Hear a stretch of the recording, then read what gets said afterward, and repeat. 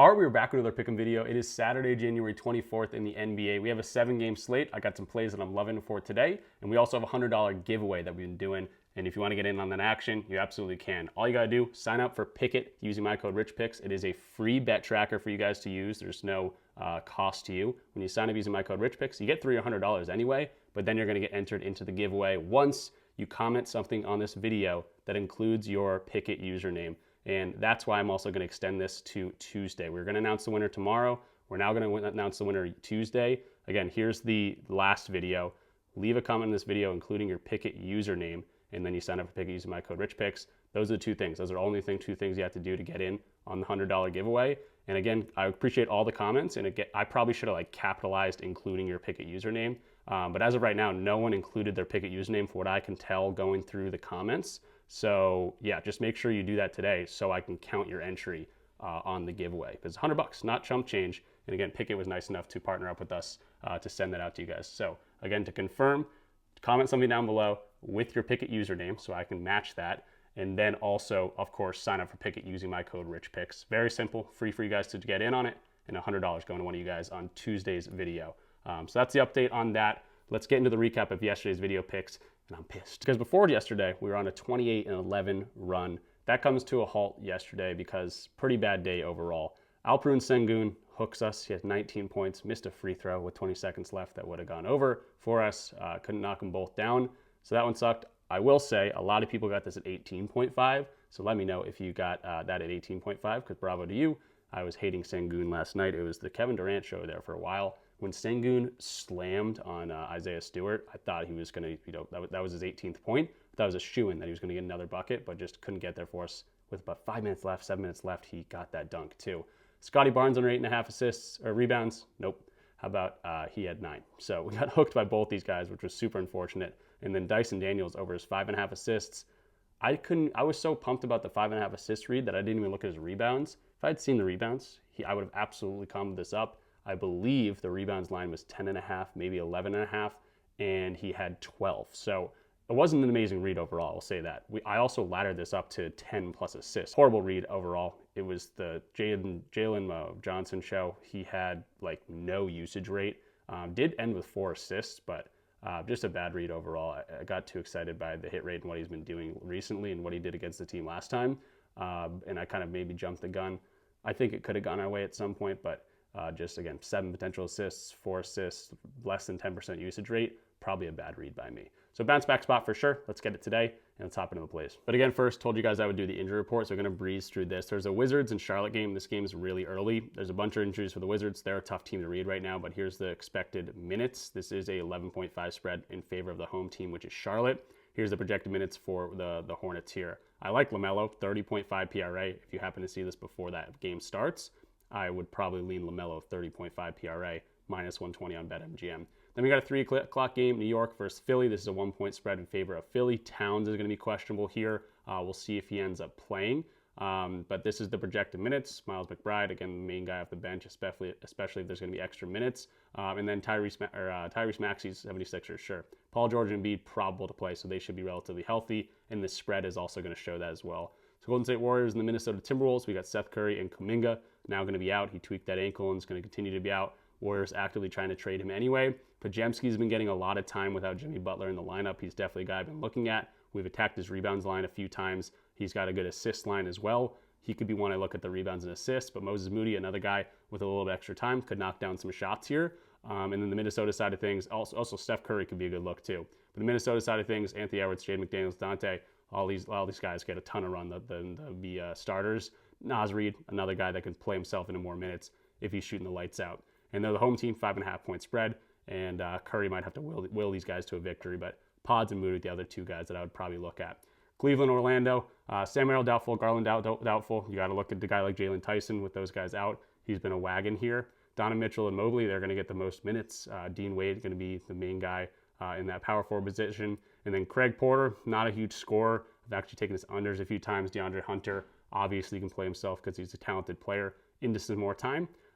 Expected minutes for the Magic, we got Suggs probable, but Franz Wagner is going to be out here. So a lot of these guys are going to get a huge boost without Franz in the lineup. We can see the on-off court stats. The guy with the biggest bump, of course, Anthony Black. So definitely want to be looking at him. but even Desmond Bain gets a pretty big boost in usage without these guys on the court. Then we got the Celtics and the Chicago Bulls. Oh, by the way, Boston and Cleveland are the two teams on a back-to-back, so just keep that in mind. Orlando, because of that probably, and they're at home, 2-point favorites here. Boston's also on a back-to-back. They just came off a double overtime game. Derek White did not play, so he could have fresh legs. He could be having a great game here. But we also saw Hugo Gonzalez hit a buzzer beater to send that thing to double overtime. He could get an added boost there. Jordan Walsh is kind of fallen out of the rotation, but he could get a huge boost here if the Celtics are in control of this game. Another guy like Baylor Shireman. So I'd be looking at the young guys. I'd be looking at Anthony Simons to have a good game at some point here. He did not play well yesterday, did not shoot well. So I'm looking at the bench players for the Celtics and Derek White mostly, to be totally honest. Chicago Bulls, we got Vucevic. He's going to have a pretty good matchup to knock down some shots just because the Celtics are going to probably leave him open. He likes to hang on that three-point line anyway. Kobe White, Montes Buzelis, and then, of course, Josh Giddey. If he plays, he's probable right now. He's the main focal point of this offense. He returned yesterday, or the last game, and he had a really good scoring game too. So I would assume he's going to get a little bit of time cut into, and Trey Jones is going to be out for this team, as well as Zach Collins, which we've seen a lot. Then we got the Lakers and the Mavericks. Austin Reeves still out, but returning soon. Luka, obviously the main guy here. LeBron looks older and older every time I watch him play, to be totally honest. We'll see what happens here. But he's going up against, Cooper Flagg, who is the top prospect. Maybe LeBron James takes that a little bit personally. On the Dallas side of things, here's the projected minutes for them.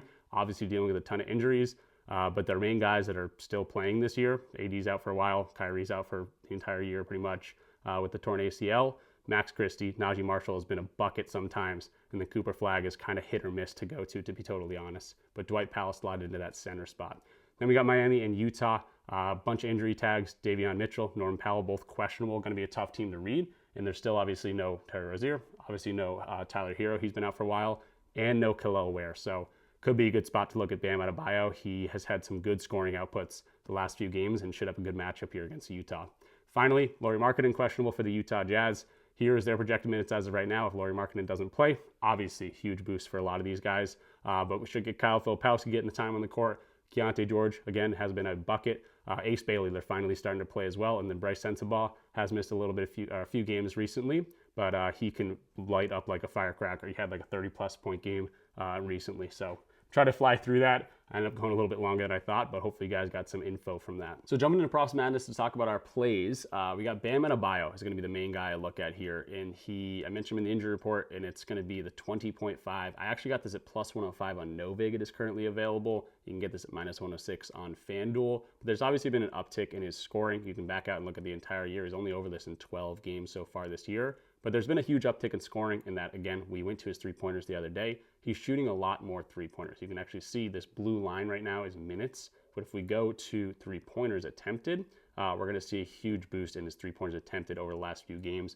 Again, we went to his threes the other day. He shot 1 of 7. So definitely due for a bounce back in terms of shooting the three. And if you look at his threes as well, you could honestly take his three-pointer line at minus, I think it's plus 110 actually on his 1.5 threes. They give up a lot of threes to the center position, 29th ranked in terms of threes allowed to centers. This is a team that just weak overall, so I'm just going to go to his points just because he's been scoring a lot of points. There's no Tyler Hero, there's no Kel'el Ware, potentially no Norman Powell here with a questionable tag. He'll probably go out there and play, but probably I know Davion Mitchell too.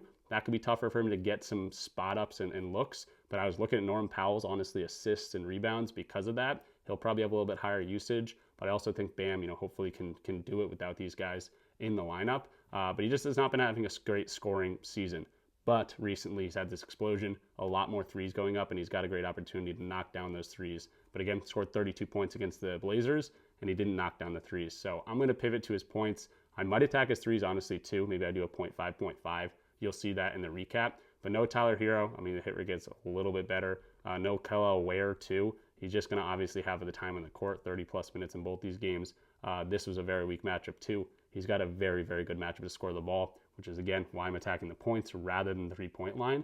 But, again, I might just go to three-point line, too. Last few centers that play like him, guys that can step behind the arc and hit some threes, 71% of the players going over against this Utah Jazz team. So like in Bam, they haven't played for 2 days, so they're not in a back-to-back or anything. And I love the uptick in threes. That's going to hopefully in turn mean more shots that he makes and takes. And if you're knocking down some threes, and if you can work down low in the post-up, in the spot-up, transition, whatever it might be, get to the free throw line, which you can against this team, I think the points will start to pile up. So 20.5 points for Bam Adebayo. And again, probably will also look at this 3-point line and get the best odds there, which is also on FanDuel at plus 110. Jumping to play number 2, I like Jalen Tyson to get some boards. Minus 125, over 4.5 rebounds here. Obviously been hitting it recently, and to be honest, doesn't have the most amazing matchup to grab rebounds away in Orlando, and they're on a back-to-back, but that won't matter for Jalen Tyson. He's getting a ton of time on the court. The back-to-back situation, if any affects anyone, it's not going to affect Jalen Tyson as much as affect these other guys, Mobley, Allen, Donovan Mitchell. We're still going to get no Garland. Obviously, the hit rate starts to fly up because of that. And we're probably still getting no Sam Merrill. He's doubtful in this one. Over an 80% of games, even in tough rebounding matchups. You can see rebounds allowed. Hornets don't allow a whole bunch. The Spurs don't allow a whole bunch. The Magic are ranked 10th. They're not the best rebounding defense ever in the entire league. And he's done it against these tough rebounding matchups. Again, the Hornets, number 2 ranked. He got 7 rebounds in that game. So really liking this opportunity. A couple guys might lose some minutes here because of the back-to-back situation. Hopefully the Magic don't punch him in the face and it's a huge blowout. But this is a minutes play. This is a Jalen Tyson that a lot of people have been riding recently. I'm not going to go to his scoring. That's been a wagon too. Just needs to get some rebounds here. And again, let's go to the minutes. If he's going to get 36, 31, 33, 38 minutes in this game without Garland, he jumps up to a 29-minute average. And going over to RotoWire, we can see just how many minutes he's projected to play in this one. We can see Jalen Tyson projected for 34 minutes in this game. So if we can see 30, let's even start with 28 plus minutes. How about an 80% hit rate on this rebounds line? If we can see 30 plus minutes, how about a 83% hit rate? So the rebounds are there. Another one you could definitely think about laddering. Still over in 72% of games here, but the rebounding matchup gets a little bit harder. So definitely going to focus on the 4.5. I'll let you know in the recap if I ladder this up at all. And finally, third play here, Nikola Vucevic to knock down some threes against the Celtics. Also mentioned this one in the injury report, but they lock down the paint. They're going to either foul you or deter your shot at any point. They don't allow a lot of pick and roll big man. In turn, that's going to be a lot of Vucevic on the 3-point line. 32% of his shots already come from there, but the Celtics also give up a lot of open threes from the above the break. They also kind of just force a lot of threes from above the break. So the spot up's going to be there. The catch and shoot there's not a lot of centers are going over their line against this team recently, but we have seen him play this team once before. He had 3 threes and shot 5 of them, so he shot 60%. We're only looking for 2 threes here, and again, we're getting a minus 105 price tag, which is pretty dang good. And then the next few things I want to point out is Giddey is probably going to be back in the lineup. He played last game. He had 2 threes against the Timberwolves. And the Celtics just, again, perfect matchup for him to do so. He's already done it against this team. And the main thing I want to point to is positionally as well, they do give up a lot of 3-pointers to the position of the center. Not a lot of players going over their lines, but you can see pretty much a lot of guys with the 1.5, like Jay Huff only played 16 minutes. Okongwu played 33 minutes. He knocked down 3 of them. Bam, 0.5, he knocked down 3 of them. Nurkic even knocked down two of them against this team.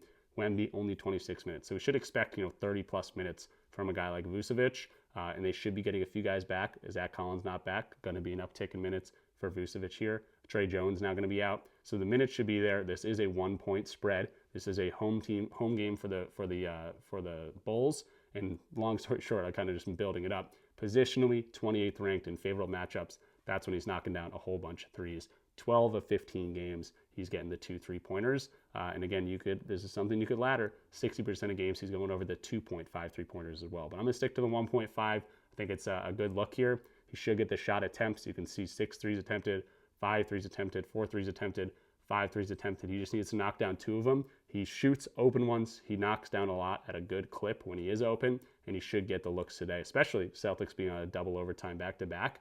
They might be a little bit lackluster on defense. So Vucevic to knock down some threes, final play. So before jumping into the recap, just a reminder, we are doing the $100 giveaway. This will now be announced on Tuesday. How to sign up, it's in the link in the description down below. You'll see it in the description of this video. But you sign up for Pikkit using my code RichPicks. It's a free bet tracker. It's an app I use all the time anyway. You guys should be on it anyway. And when you sign up using code RichPicks and you sync your first sportsbook, you get $300 or $100 anyway, but now you're also going to get an entry into this giveaway. Once you sign up for Pikkit, comment something down below in this video or the previous video or the next few videos of your Pikkit username. You could just do the Pikkit username, but you comment something and then just include your Pikkit username. That will get you the entry. And again, all described in the description down below. Shout out to Pikkit, $100 giveaway, not chump change here. So really excited about that. So let's jump into the recap. We took Bam out of buyout. I'm taking 0.5 units on his 20.5 points. I'm also taking 0.5 units on his 3-pointers at 1.5. I like Bam today. The 3-pointers screwed me last time, so that's why I'm only going to do the 0.5 on each. We could have a wash of a day here, but even if we win one of these, we're going to be winning a little bit of units just because they're both plus money. But I like his, uptick in usage recently, and there's a whole bunch of guys out. Jalen Tyson over his 4.5 rebounds, minus 125. Got a full unit on that. And then I also laddered up to 6.5 as well. Pretty good odds, 226 on DraftKings for the plus 226. Only throwing 0.2 units on that. If we win both there, we go up 1.25 units. But even if we lose the 6.5 rebounds, we're still going to profit about 0.6 units on Jalen Tyson. But really loving the 4.5 rebounds, of course. And then Vucevic knocked down 2 threes against my Celtics, minus 105, a full unit on that. So we got 3.2 units down on the day. Again, there are some earlier games. All of these games are normal slate games, 7 o'clock, 8 o'clock, 9 o'clock games. So you got plenty of time to get in on these. And that will do it. Again, shout out Pickett. Get in on the Pickett giveaway, $100 giveaway, guys. And as of right now, I have no confirmed entries because no one commented their Pickett username. So again, get in on that. You got a pretty good shot at this thing. And that will do it for me. So good luck with all of your plays like always. We have basketball all throughout the day. We got football tomorrow as well. Let me know if you guys want me to make a video on the football games because I might end up doing that. And yeah, excited about this slate, excited about the games today, and hopefully we cash out. Really, really loving the plays that I came out and gave you guys today. Have a bounce back spot opportunity. Again, if you're watching this video for the first time, we had a horrible day yesterday, but we were on a 28-11 run before that. So hopefully we can get back to our winning ways. So thank you. Good luck with all your plays. I'll see you guys in the next one. Peace.